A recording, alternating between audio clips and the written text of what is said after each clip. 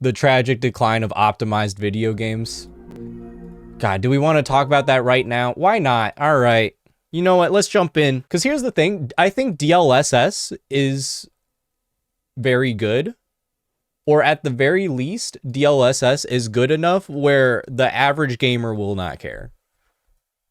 Like, I play a lot of games with like with DLSS on like quality mode. I think once you get down to performance mode, things start to look a little funky, especially hair.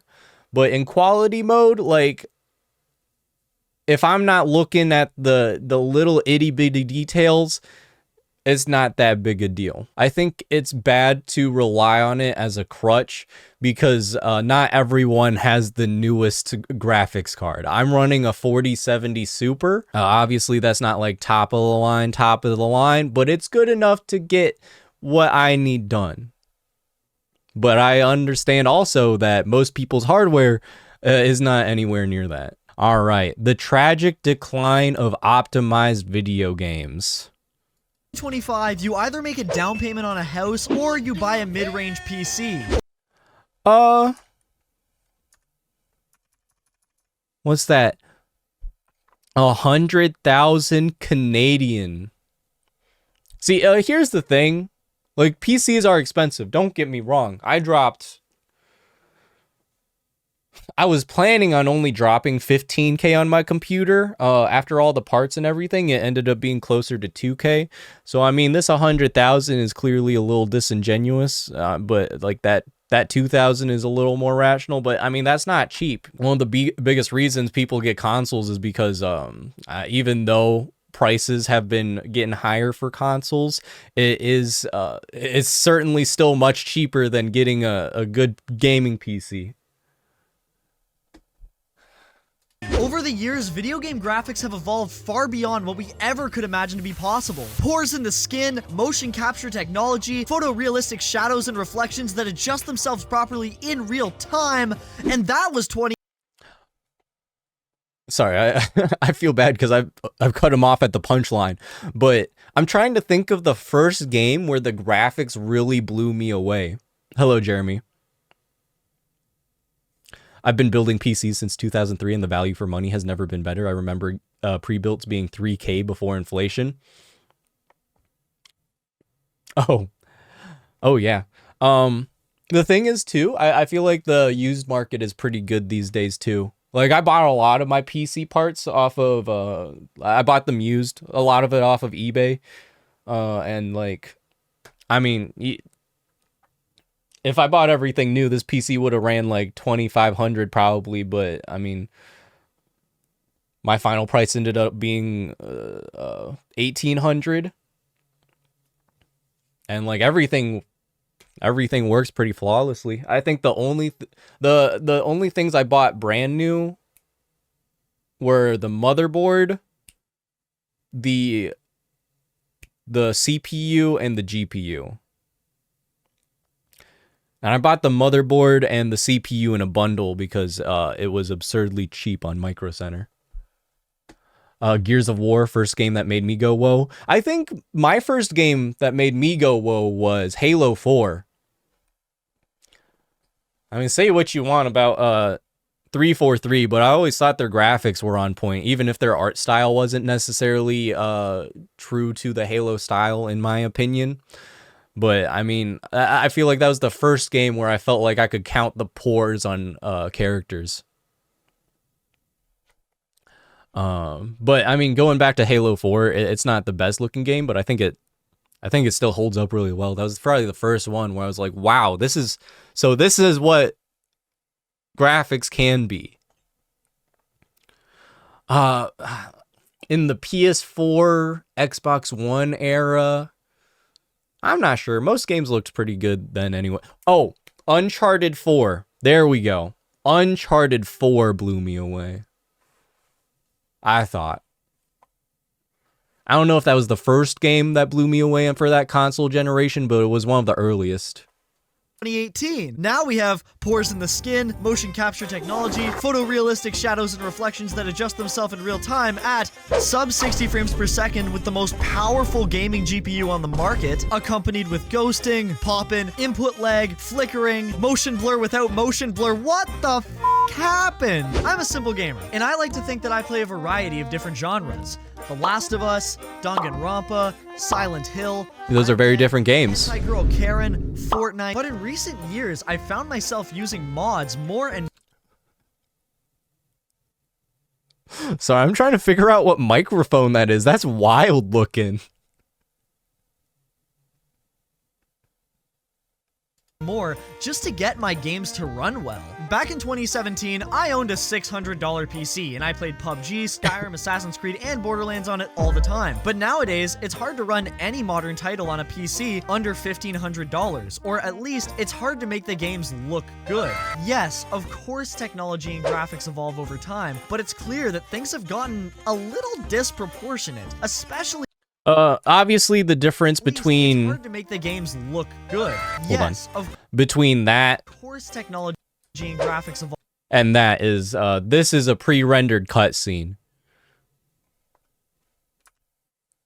I get over time.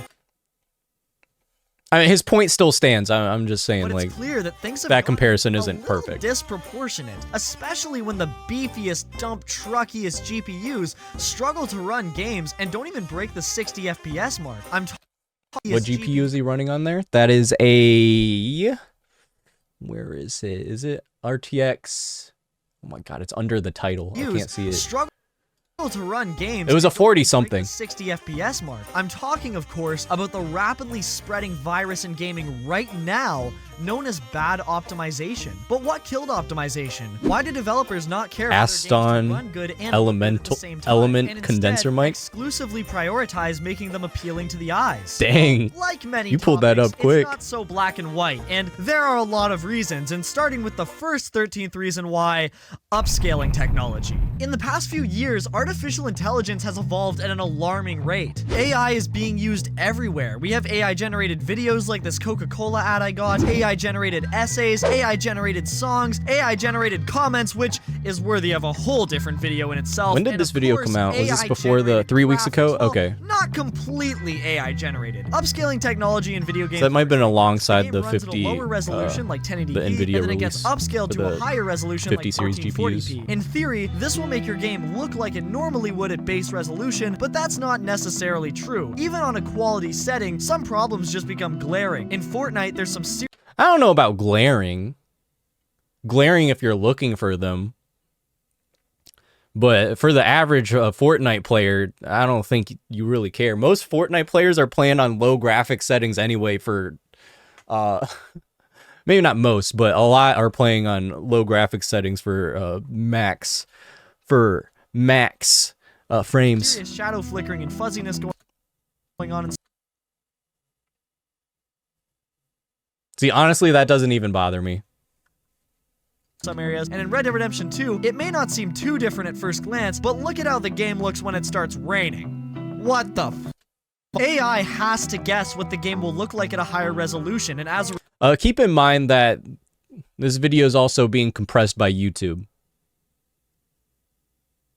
So, I mean, what we're looking... it all probably just looks a little shitty anyway. result, the game will never look like how the developer Stitch about to intended become my with Jamie. upscaling on. I really care about vision and artistic direction, and I can't help but feel like DLSS and FSR are quick and easy solutions to improve frame rate, but Yes. Yes. I think DLSS and whatever AMD's upscaling technology is are very good things. It's good that they exist, but it's bad when they're used as a crutch. That's a good point.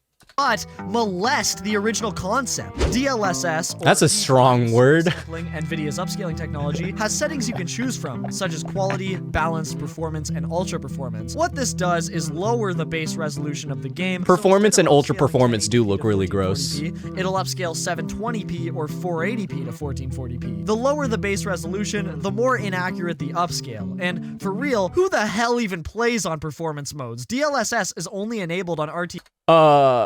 People who are running the game on a 20 series card. Cards anyway, and I'm pretty sure all of those cards are capable enough for gamers to not have to submit to the worst case scenario to enjoy a video game. Oh shit. Another AI-generated solution modern NVIDIA GPUs are utilizing is the brand spanking new frame generation method. What this does is it takes 2 frames from your game and will use AI to interpret what a middle frame would look like. So basically, your frame rate will go from 30 to 60. This will inevitably cause input lag, but for laid-back gamers who use wireless controllers, that won't be much of an issue, since wireless controllers obviously have input lag already, so it really depends on what game you're playing. Now, I already know a lot of you guys are probably thinking, just one N? Upscaling? Frame generation? This is the future of gaming. Now, I can play GTA 6 on my RTX 20 shitty Ti. And my response to that is short-term solutions cause long-term problems, and it's already happening. That's upscaling technology allows gamers very to good not point, spend very $1 true. billion on a new GPU. But what it also does is encourage developers to not optimize their games, since they know, hey, gamers will just turn DLSS on anyway to make the game run good. I just beat the Silent Hill 2 remake. It came out this October, and it was nothing short of mind-blowing. And the thing is, I think developers get so crunched for time when it comes to developing their game, especially for big studios, that optimization kind of comes last. And I think in the order of things, optimization does typically actually come last for game developers. And so, you know, if that's kind of lower on the priority, obviously they're just going to cut corners by relying on DLSS to fix everything. So it's more than, the issue is bigger than just the existence of DLSS, but also just the way games are developed in big studios. It was also PC blowing because my computer sounded like a Russian bomber jet trying to run the damn thing. Still loved it to death though, and was rooting for it at the Game Awards. Come on, Luke Roberts. The winner is... Come on, Luke Roberts.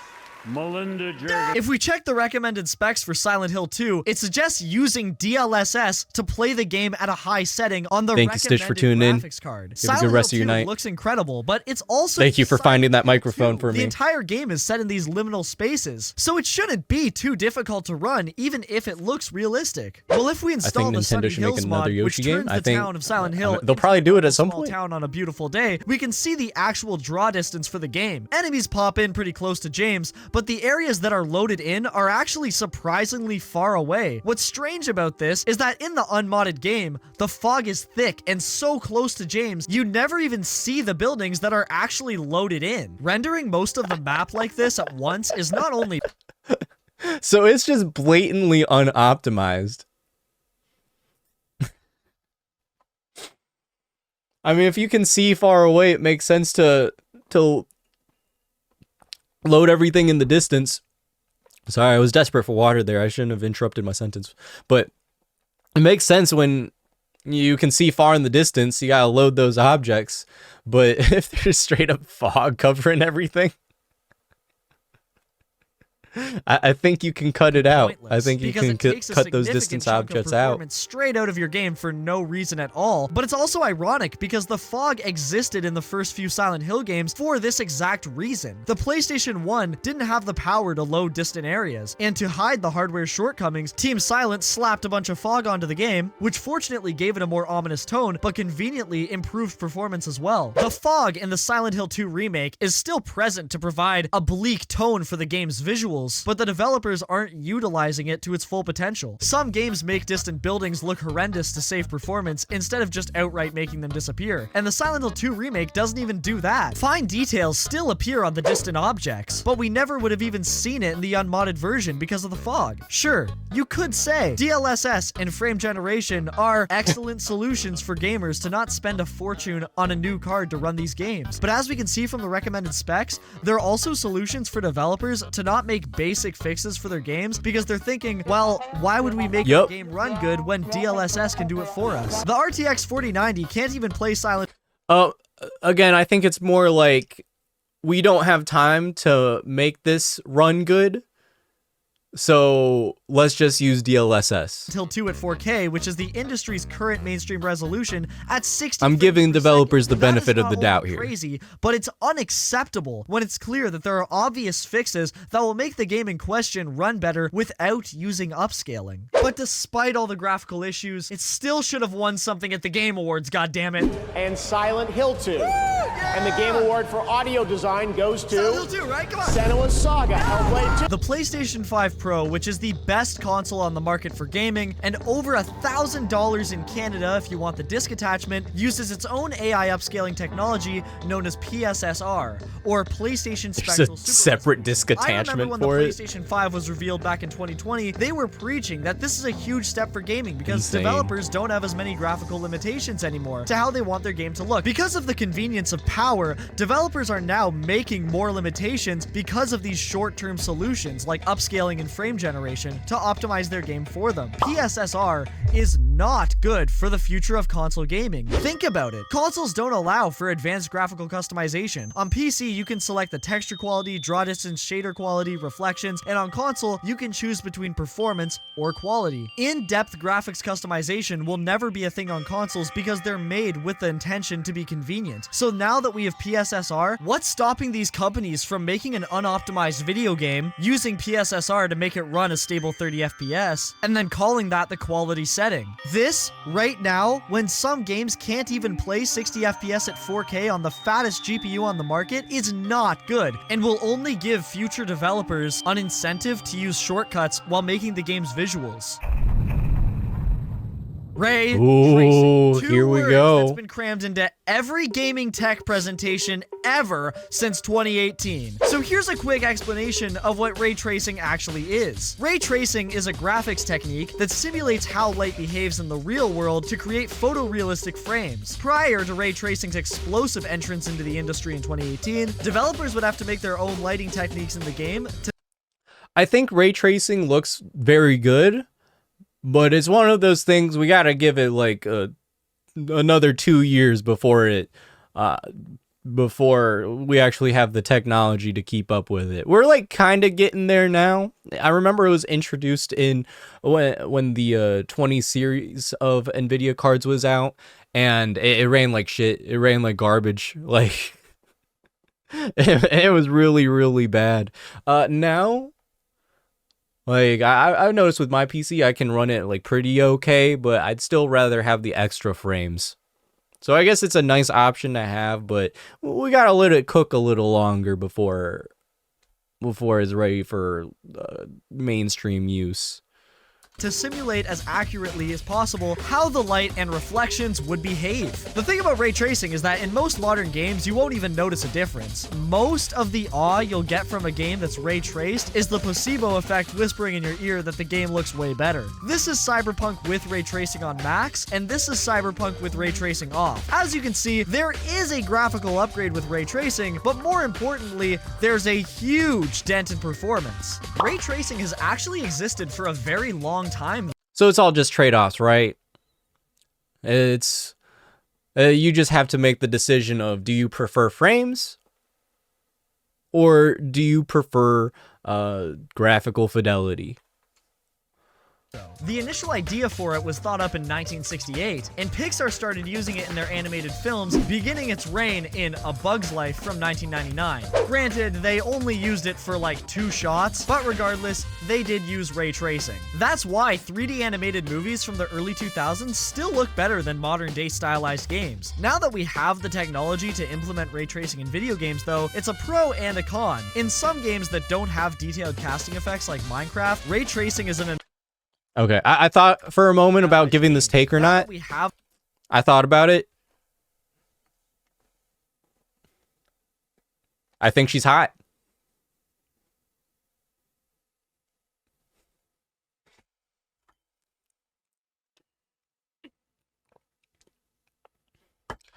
If she was on Twinder, if she was on Tinder, I think I'd swipe right. It'd be a hesitant swipe right, but I think it would ultimately land in a swipe right. I know a lot of people were dogging on Naughty Dog for this character design. I think it's fine.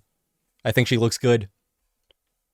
have the technology to implement ray tracing in video games, though, it's a pro That dude's shirt is giving late 90s, early 2000 vibes. I'm gonna have to and a con. In some analyze games his that shirt don't when he have shows back up. casting effects like Minecraft, ray tracing is an enormous upgrade. But in games like Cyberpunk, it looks great in some scenes, but most of the time you probably won't even notice it. It's true that ray tracing is an option. You don't have to enable it, but the support of this new expensive technology means the downfall of an old but gold method of creating reflection. I'm gonna use Half-Life 2 for this example. In Half-Life 2, Valve used planar I think it's had a much iffier launch than people would have liked, but I think ultimately ray tracing is a good future for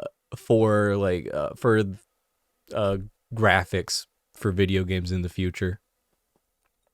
If you're going for a realistic style of those. reflections to create convincing looking water. While this can be expensive to performance if used on a large face of water like Half-Life 2 is another game that kind of blew me away. And I didn't even play it when it came out. I played it in I must have been at least 6 or 7, maybe even 8. So what would that be, like 2009, 2010? I played it, I'm like, "Oh my god, this holds up so well. This still looks good." When this came out in 2006? Half-Life 2, 2004.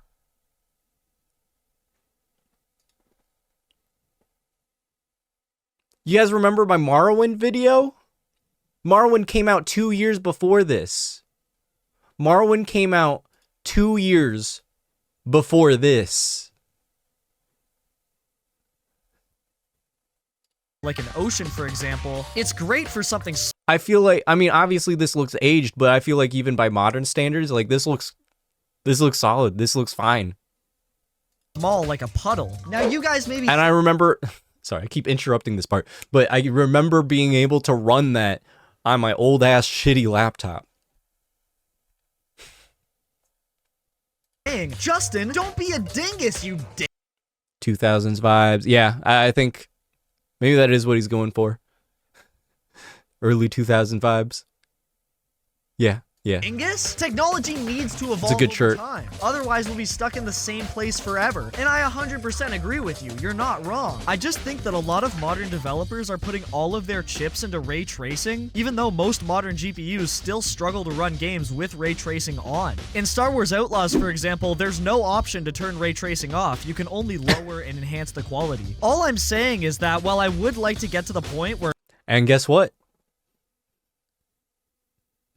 It's a shitty game for it. every game automatically It's a has shitty ray game for a tracing, lot of I just reasons. feel like most gamers aren't there yet, since a lot of people still use GTX 1080s, RTX Yep. 2080s, and whatever the AMD alternatives are, I don't really know. So why limit your audience? There should absolutely be ray tracing options, but I think that developers should still put a lot of effort into optimizing their games for when ray tracing is off, so it still looks good and not muggy everywhere. Most people don't have the money to sink into a brand spanking new 4090 that can actually utilize ray tracing well. So the rest of the gamers, including console gamers, are forced to be stuck with these subpar water effects and reflections because the developers think that they can just glaze over it as fast as possible since there's an easy, quick solution, and that's to let ray tracing do the work for them. I love ray tracing. I love shadow quality, a lot of reflective surfaces, but let's be real, this is too much for what we can handle right now. We can barely even run 4K open world games on the newest cards, so why are we building video games for ray tracing? That is insanity. And again, if ray tracing is an option, that's great. All I'm saying is the game should still look good for the people that don't want to have it enabled. Developers need to optimize their graphics to where the gamers are at, and not 100% to where the newest hardware is. Of course,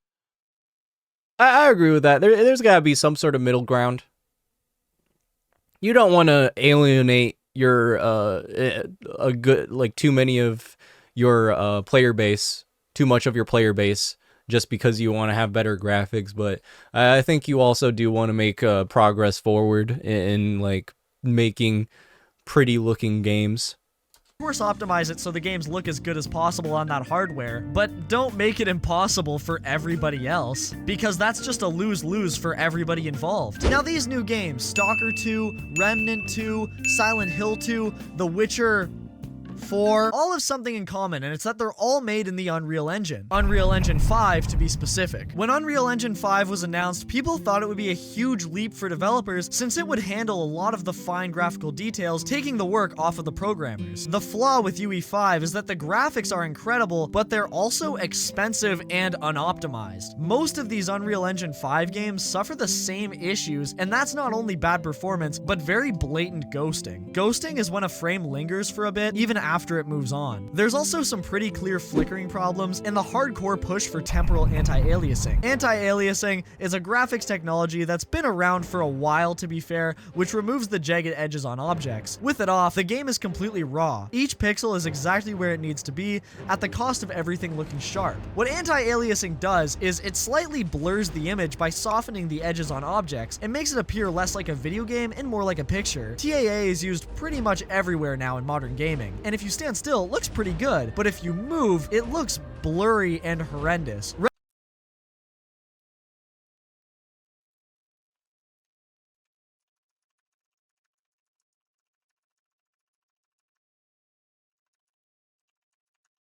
Red Dead Redemption 2 is a great example for a game that's made with the idea that TAA will— It doesn't bother me. I'm unbothered. I get that it would bother some people. That looked fine. be enabled. The game without it looks weird, and with it on, looks blurry. It's clear that the developers didn't take the time to optimize the game without it, and instead decided to really push for TAA. But the problem is that TAA in Red Dead Redemption 2 isn't completely optimized either, and just ruins the image when the game is moving. Which is, you know, most of the game. Stalker 2, an Unreal Engine 5 game, is when he zoomed in, example of a when he zoomed in to like 400%, then I could see it. Game that relies on TAA to look good. And it's clear that the game was made with TAA in mind, because the trees are dithered without it on. So basically, if you want to play a modern video game, you either get sharp, unrealistic, and untouched graphics, or turn anti-aliasing on and get a main dish of blurry game with a side of ghosting. Anti-aliasing was not always this much of an issue though. Let's look at Skyrim. With anti-aliasing off, the game looks sharp, sure, but it still looks great. While Red Dead Redemption 2 with anti-aliasing off looks sharp and weird, and like the developers never even wanted it to be an option. It's another strange time for gaming. In 2008, we had the notorious piss filter trend, where every game had a brown and yellow color scheme. In 2018, every game had to have a battle royale mode, and in 2024, every game is made in Unreal Engine 5, and nothing runs as well as it should. To prevent this from happening, developers need to slow down and not take blurry. the time to remove the unnecessary— So the only people who find it blurry are the people who are looking for the blur. To the average gamer, all right, you and me, it's not gonna matter. For 90% of people, it is not a problem. The good point that he makes here is that people are still stuck on older hardware, and games at lower fidelity look a lot worse than older games that were properly optimized. Because I mean, if you have to run your game on low graphics settings with DLSS on performance, it looks awful. It looks really bad. And then if you go back to Half-Life 2, those settings barely existed. They have a few settings you can change. But, I mean, no matter what setting you play that game on, it's looking pretty solid there. Arthur Morgan's story is still peak. Yeah, whether it's blurry or not, Arthur Morgan's a badass. Fair. Clutter that collapse performance. They need to think, well, how can we make this reflection look good without ray tracing? And they need to consider the broad audience of gamers instead of what the loaded game journalists who can actually run the game at max settings will say about it. What the hell? But most importantly, what do you guys think about all this? How can developers fix this modern issue in gaming? Make sure to let me know what you think in the comments below, and I'll check them out as soon as I possibly can. As always, thank you so much for taking time. I think they can fix it by not trying to put like so much useless stuff in games that people don't really care about, and taking more time to focus on optimization. Time out of your day to watch this video, and make sure to have a good one. There's a Also, song I coming wrote up. a song about this. Of course.